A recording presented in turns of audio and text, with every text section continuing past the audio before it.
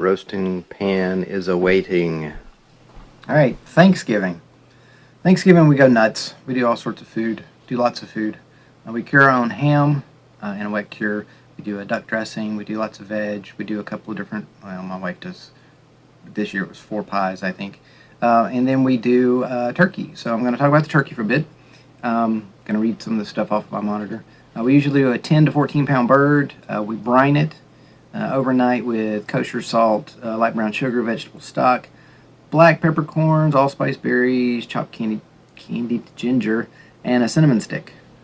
Then we do what I'm about to show you.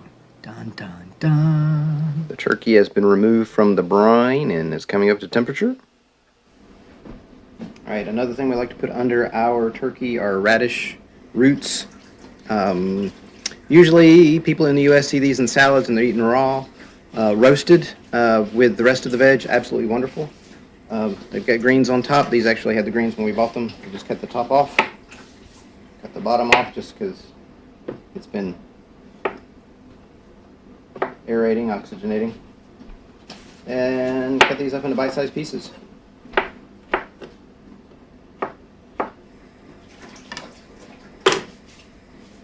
They'll be nice and creamy. They're not bitter. They may bring on a little sweet. And they're really fun. All right, garlic. Smash it. Take a big wide knife.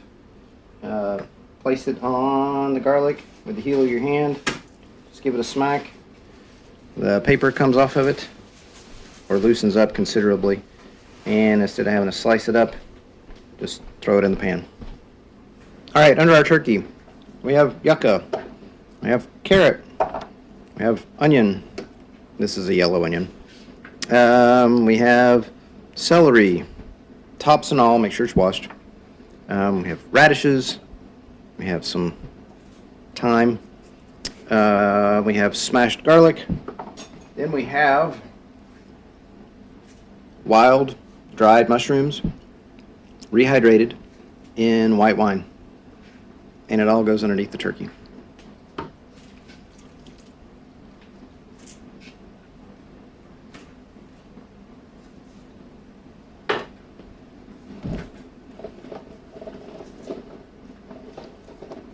Alright, so now for the most controversial part of our turkey preparation. Earlier I showed you the brined turkey that has been cut up. This is the carcass.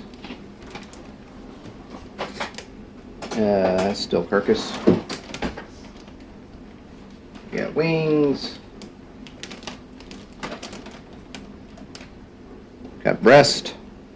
So with turkey, everybody on TV talks about the various cooking times. There's a thigh for the different parts of the bird.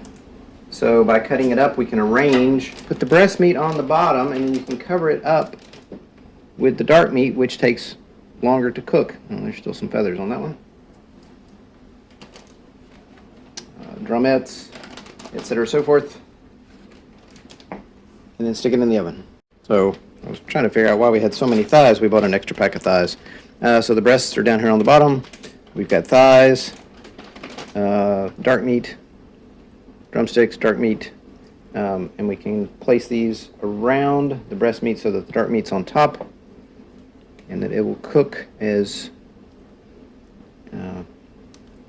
more quickly than the breast meat, which will be shielded by the dark meat. We've also got the carcass in here, the back in, or part of the back, and I broke it in half. I don't remember. I butchered this myself. Anyway, we cut this up because our family is too impatient to have a formal carving. They'd rather eat it, so there are the parts.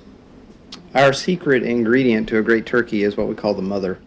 This is everything that cooks out of the turkey at the end.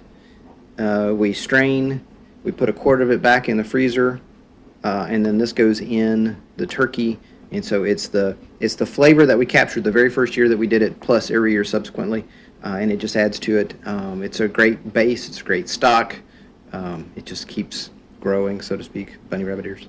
And then we baste the skin with some butter and stick it in the oven. So the recipe is a combination of stuff from America's Test Kitchen and Alton Brown, and the rest of it we've just kind of come to on our own.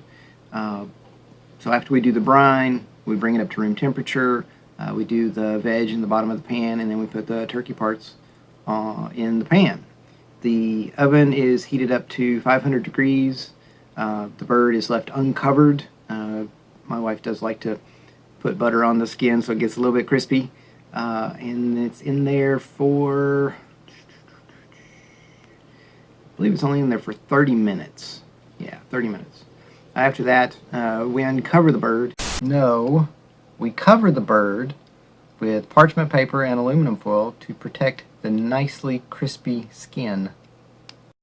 And lower the temperature down to 325, and that can go 1 to 2 hours, but you should do the right thing and use a thermometer and let it tell you when everything is ready.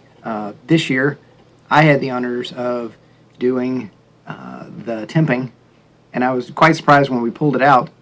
Again, we cut everything up and we arrange the parts so that the breast is covered up by the dark meat thighs, so that the dark meat has ample time to cook, and it was perfect. The breast was at 160, 165. The thighs and the rest of the dark meat was at 175. And I mean, I had to do a double take because I didn't remember that it would come out that perfect, and it did. It was absolutely wonderful. Be sure to let the meat rest before you cut into it. I rushed a little bit on the breast, and so a lot of the moisture left the meat shortly after I had cut into it. The thinner half of the breast was cooler. The thicker was still quite hot, and I should have stopped, but I didn't. So that was my kind of big disappointment. The rest of the meat that stayed in the pan, because I only carved up a portion of it, was great and fine the next day, and we gave lots and lots of turkey away to family and friends. So the yucca was cut into half moons, and it swells up and absorbs all of the liquid, and you can see this split in half, and you can see the cracks around this side. It will keep expanding until it almost explodes.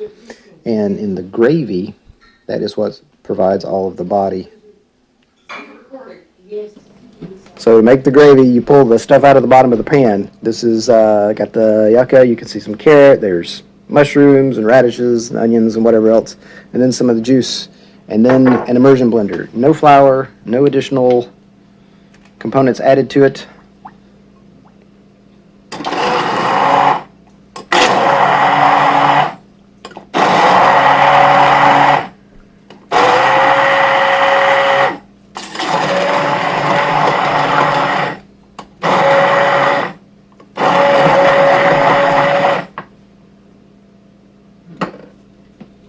And that, perfectly thick, pourable. You can eat it on a flip-flop. Thanks for watching. I hope you enjoyed it. Too many hobbies. Everyone should be jealous of the pan in the front. It is duck dressing with wild mushrooms, garlic, dried cherries, wild rice, brown rice, all sorts of stuff. Not enough time. It's a theme song, y'all.